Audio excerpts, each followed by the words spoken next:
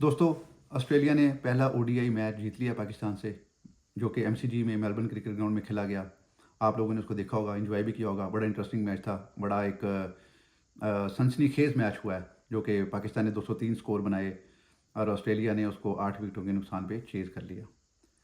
मैं आपको एक बात बताना चाहता हूँ कि मैच को देखने के दो तरीके हैं। एक तो आप उसको टीवी पे देखते हैं और एक जाके ग्राउंड में देखने का।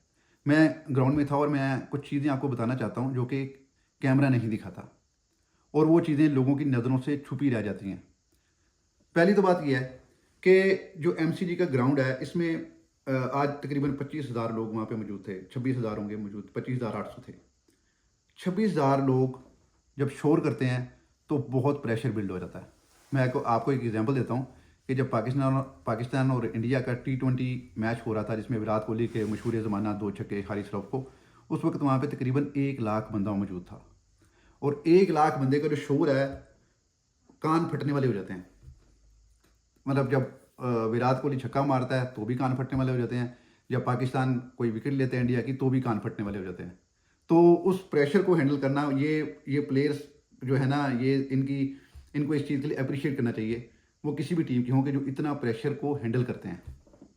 ये तो एक बात थी। दूसरी बात, आज पाकिस्तान वो जो मैच हारा है, जो और मैंने उन प्लेयर्स को लाइव देखा है सबको, मैं आपके साथ एक फीडबैक जो मेरी नज़र में है वो मैं शेयर करना चाहता हूँ। ये कि ना तो पाकिस्तान ये मैच हारा है बैटिंग की वजह से, और ना हारा है बॉलिंग की वजह से। पिच मुश्किल थी, 203 स्कोर वाज क्वाइट गुड, जो कि मुश्किल हुआ ऑस्ट्रेलिया के लिए चेज़ करना।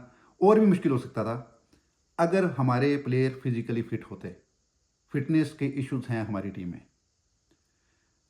जब ओवर ख़त्म होता है, टीवी पे ऐड चलता है, लेकिन हम लोग इन प्लेयर्स को देख रहे होते हैं कि ये लोग अब कैसा बिहेव कर रहे हैं। आप यकीन करें, मोहम्मद रिजवान और एक या और दो प्लेयर और होंगे, जैसे कामरान गुलाम फिट नज़र आए, सलमान आगा फिट नज़र आए। ये 2-3 प्लेयर हैं जिनका मैं नाम ले सकता हूँ जो मुझे फिट नज़र आए। बाकी कोई भी प्लेयर वहाँ पे पूरी तरह फिजिकली फिट नहीं था। फिट नहीं थे ये लोग। आप इस बात का अंदाज़ा लगा लें कि शाहीन खान अफरीदी ने 10 ओवर किए और उसकी जो स्पीड थी वो एवरेज स्पीड 130-129 थी। एक बॉल आई थिंक उसने 136 की कराई थी, फिर 116 की भी कराई। उसकी बॉल में कोई दम खम नज़र नहीं आया। किसी भी एक बैट्समैन को उसने तंग नहीं किया। अगर उसने कोई विकेट ली भी है तो वो बैट्समैन, जैसे इंग्लिश ने मिस हिट की, वो बैट्समैन की गलती की वजह से उसको विकेट मिली। शाहीन अफरीदी की विकेट नहीं थी वो। जैसे हारिस रऊफ ने विकेटें ली हैं ना, वो हारिस रऊफ ने विकेटें ली हैं, उसकी उसकी बॉलिंग ने विकेटें ली हैं। लेकिन Shaheen Afridi, that was toothless, venomless. और ये शाहीन अफरीदी की बात हो गई। मोहम्मद हुसनैन इतने अरसे बाद आया था। मैं खुद मुझे शौक था कि मैं देखूं, इतने अरसे बाद ये बॉलर वापस आया है तो पता नहीं कितनी स्पीड से बॉलिंग करेगा या कितनी अच्छी बॉलिंग करेगा। He was an average bowler. 135, 136, 140 की भी उसने 2-4 बॉल्स कराई, लेकिन ही वॉज टूथलेस। मतलब वो उसकी किसी भी बॉल ने किसी भी बैट्समैन को तंग नहीं किया। इवन के पैट कमिंस को भी तंग नहीं किया, टेल एंडर्स को भी तंग नहीं कर सका वो। और वो जब बॉल करके वापस आता था तो ऐसा लगता था जैसे पता नहीं कोई 2-4 मील ना दौड़ लगा के वापस आ रहा है। इतना थका हुआ लग रहा था वो, बहुत ही थका हुआ लग रहा था। नसीम शाह की बैटिंग को क्रेडिट जाता है कि उसने 40 स्कोर किए, और उस वजह से पाकिस्तान का टारगेट थोड़ा बहुत फाइटिंग स्कोर बना। उस वजह से ऑस्ट्रेलिया को भी मुश्किल आई। लेकिन नसीम शाह भी पूरे 10 ओवर नहीं कर सके, बल्कि उनके आखिरी ओवर में वो इंजर्ड होकर बाहर चले गए, और उनकी जगह पे उन्हीं का ओवर मोहम्मद हुसनैन को कंटिन्यू करना पड़ा। और हुसनैन पहले ही थके हुए थे। सिर्फ एक एक बॉलर मैं कह सकता हूँ कि जो नज़र आया कि ये पूरे ज़ोर से बॉलिंग कर रहा है, वो था हारिस रऊफ। आप उसको अच्छा कहें, आप उसको बुरा कहें, वो आपका हक है। लेकिन उस बंदे ने पूरे पोटेंशियल के साथ, बल्कि जब वो मेरे तकरीबन कोई 20 मीटर दूरी पे होगा वो, तो ही वॉज़ वेरी एक्टिव।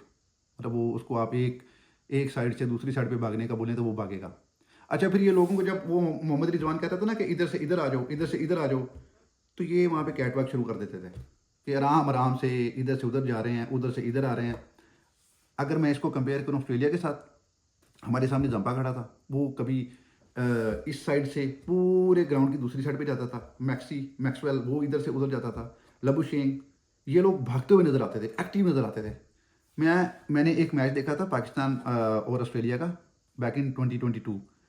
आप यकीन करें डेविड वार्नर जब भागता है ना, उसकी आवाज़, जो कदमों की आवाज़ है ना, वो आती है आप तक। इतनी तेज़ भागता है वो, उसको बुल कहते हैं ये लोग, और वो वाक़ई बुल की तरह भागता है। बॉल जाए कैसे? और हमारे लोग ये बॉल के पीछे भागते हैं, इंतज़ार करते रहते हैं। मतलब आप यकीन करें, कुछ चौके ऐसे थे कि अगर वो चौके ना होते तो पीछे से 4 या 5 स्कोर बन जाने थे।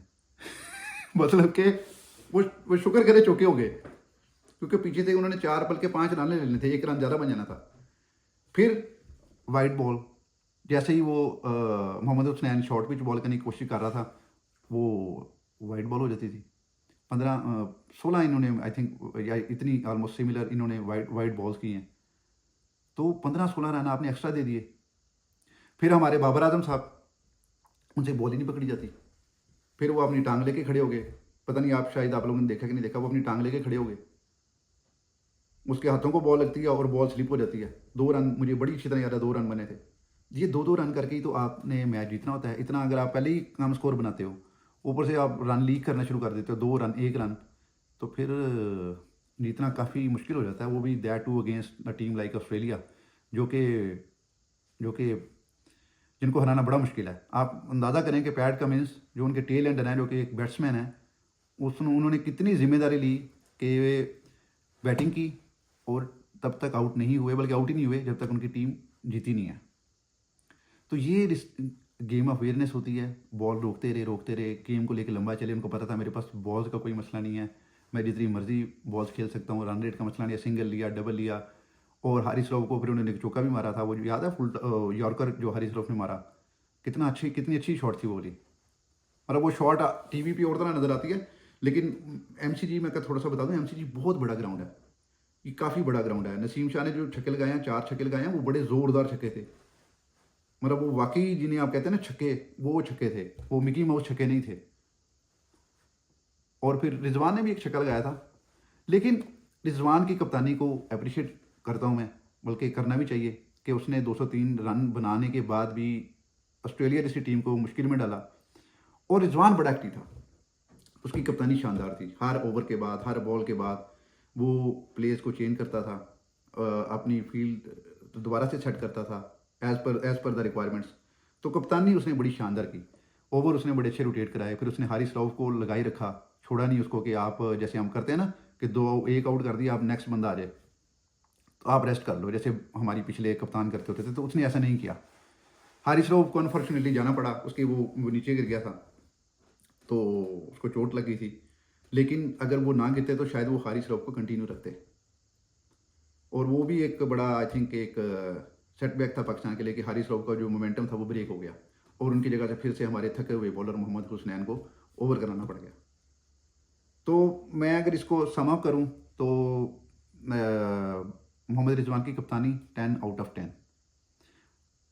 मोहम्मद रिजवान की fitness 10 out of 10, Mohammad Rizwan की game awareness 10 out of 10, players की fitness 4 out of 10, 3 out of 10, unacceptable. तो आज का मैच का जो कल्प्रिट है, जिसको मैं कहूँगा जो कसूरवार चीज़ है, वो है प्लेयर्स की फिटनेस। काश ये प्लेयर फिट होते, 10-10 ओवर कराने के काबिल होते, तो फिर शायद सिचुएशन, शायद मैच का रिजल्ट कुछ और होता। ये मेरी असेसमेंट है इस मैच के बारे में। तो एक और भी बात यह है कि आगे जो चैंपियंस ट्रॉफी है वो पाकिस्तान में होगी। पाकिस्तान में गर्मी होगी, मौसम गर्म होता है। तो मुझे ये नहीं समझ आ रही कि जो प्लेयर मेलबर्न में आके इतने अच्छे वेदर में, प्यारे खूबसूरत वेदर में आके 10 ओवर नहीं करा सकते, वो उस टूर्नामेंट में कैसे 10 ओवर कराएंगे। और अगर नसीम शाह ने 125 की स्पीड पे ही 10 ओवर कराने हैं, या 120 की स्पीड पे ही उसने 10 ओवर कराने हैं, तो फिर उसका क्या फ़ायदा है। मेरा ख्याल है फिर उसकी जगह पे हम शाहिद अफरीदी को दोबारा बुला लें। वो स्पिन भी जो है ना 115-20 पे कर लेता था, और वो कैच भी पकड़ लेता था, और इंजर्ड भी नहीं होता था, और थकता भी नहीं था। तो ये असेसमेंट है। जो भी आपकी भी अपनी एक असेसमेंट होगी, जो क्रिकेट लवर्स हैं, जो क्रिकेट के फैंस हैं।